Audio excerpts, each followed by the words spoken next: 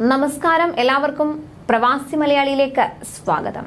പ്രവാസികൾക്ക് പുതിയ നിബന്ധന ഏർപ്പെടുത്തിയിരിക്കുകയാണ് കുവൈത്ത് ഭരണകൂടം. പുതിയ നിബന്ധന പ്രകാരം ഇനി മുതൽ ഡിജിറ്റൽ ഡ്രൈവിംഗ് ലൈസൻസ് മാത്രം ഉപയോഗിക്കാൻ പാടുള്ളൂ. ഇതുമായി ബന്ധപ്പെട്ട ആഭ്യന്തര മന്ത്രാലയത്തിന് കീഴിലെ ജനറൽ ട്രാഫിക് ഡിപ്പാർട്ട്മെന്റിന്റെ തീരുമാനം ഡിസംബർ 10 മുതൽ പ്രാബല്യത്തിൽ വന്നു.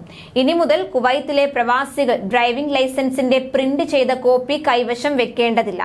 പകരം അതിന്റെ ഡിജിറ്റൽ കോപ്പി മതിയാകുമെന്നാണ് അധികൃതർ വ്യക്തമാക്കിയത്. കുവൈത്ത് ആഭ്യന്തര മന്ത്രാലയത്തിന്റെ ഔദ്യോഗിക വെബ്സൈറ്റുകളിലും കുവൈത്ത് മൊബൈൽ ID ആപ്പ് വഴി വിദേശികൾക്ക് നൽകുന്ന ഡിജിറ്റൽ ഡ്രൈവിംഗ് ലൈസൻസാണ് പ്രവാസികൾ ഉപയോഗിക്കേണ്ടത്.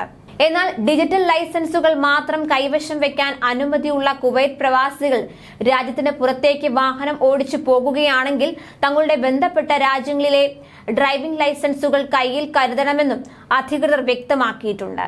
കുവൈത്ത് മൊബൈൽ ID ആപ്പിലെ ആഭ്യന്തര മന്ത്രാലയത്തിന്റെ രേഖകൾ മുഖേന ലൈസൻസിന്റെ സാധുത വിദേശികൾ പരിശോധിക്കേണ്ടതുണ്ട്.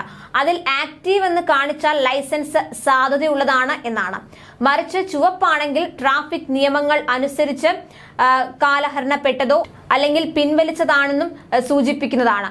കാലഹരണപ്പെട്ട ലൈസൻസ് ഉപയോഗിച്ച് വാഹനം ഓടിക്കുന്നത്, ലൈസൻസ് റദ്ദാക്കുന്നത് ഉൾപ്പെടെയുള്ള നിയമ നടപടികൾ ക്ഷണിച്ചു വരുത്തുമെന്നും അധികൃതർ മുന്നറിയിപ്പ് നൽകിയിട്ടുണ്ട്. പുതിയ ഡിജിറ്റൽ ഡ്രൈവിംഗ് ലൈസൻസുകളുടെ കാലാവധി 1 വർഷം മാത്രമായിരിക്കുമെന്നും അധികൃതർ അറിയിച്ചു. ആഭ്യന്തര മന്ത്രാലയത്തിന്റെ വെബ്സൈറ്റ് വഴിയും ഇലക്ട്രോണിക് സേവനങ്ങൾക്കായുള്ള ഏകീകൃത സർക്കാർ സംവിധാനമായ സഹൽ ആപ്പിലൂടെയും ഡ്രൈവിംഗ് ലൈസൻസുകൾ ഇലക്ട്രോണിക് രീതിയിൽ പുതുക്കാവുന്നതാണ്.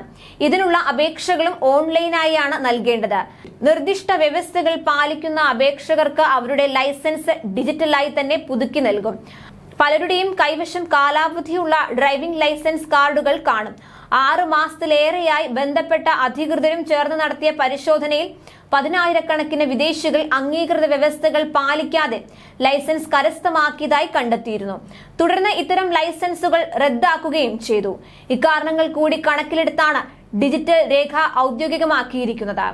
ഇതുകൂടാതെ സർക്കാർ സേവനങ്ങളുടെ കാര്യക്ഷമത വർദ്ധിപ്പിക്കുക, അവയുടെ നടപടിക്രമങ്ങൾ ലളിതമാക്കുക, പേപ്പർ ഉപയോഗം പരമാവധി കുറയ്ക്കുക, പൊതുഫണ്ട് ലാഭിക്കുക തുടങ്ങിയ ലക്ഷ്യത്തോടെയാണ് ഡിജിറ്റൽ ലൈസൻസ് നടപ്പിലാക്കുന്നതെന്നും മന്ത്രാലയം അറിയിച്ചു. എന്നാൽ 2 വിഭാഗം പ്രവാസി ഡ്രൈവർമാരെ ഈ തീരുമാനത്തിൽ നിന്ന് മന്ത്രാലയം ഒഴിവാക്കിയിട്ടുണ്ട്. ആർട്ടിക്കിൾ 20 പ്രകാരമുള്ള ഗാർഹിക ഡ്രൈവർമാർ, രാജ്യത്തിനകത്ത് സർവീസ് നടത്തുന്ന ട്രക്ക് ഡ്രൈവർമാർ എന്നിവർക്കാണ് ഇത് ബാധകമല്ലാത്തത്. ഈ 2 വിഭാഗം ഡ്രൈവർമാരും ലൈസൻസിന്റെ ഹാർഡ് കോപ്പി തന്നെ കയ്യിൽ കരുതിയിരിക്കണം.